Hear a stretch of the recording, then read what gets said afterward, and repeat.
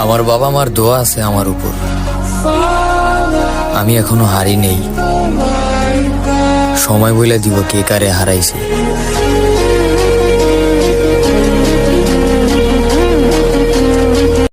পরিস্থিতি যাই হোক, সর্বদা আলহামদুলিল্লাহ বলতে শেখো। কারণ দুনিয়া যদি শান্তির জায়গা হতো তাহলে আল্লাহ জান্নাত তৈরি করতো না।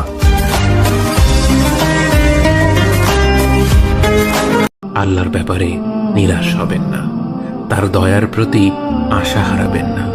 যখন কোনো বান্দার জন্য দুনিয়া সংকীর্ণ হয়ে আসে, বিশেষ করে যখন আপনাকে মানুষ পরিত্যাগ করে, এবং বিশেষ করে এমন কেউ যার উপর আপনি আস্থা রাখতেন কিন্তু সে আপনাকে নিরাশ করেছে, সেই সময় জেনে রাখবেন যে আল্লাহ চাচ্ছেন আপনি তার শরণাপন্ন হন।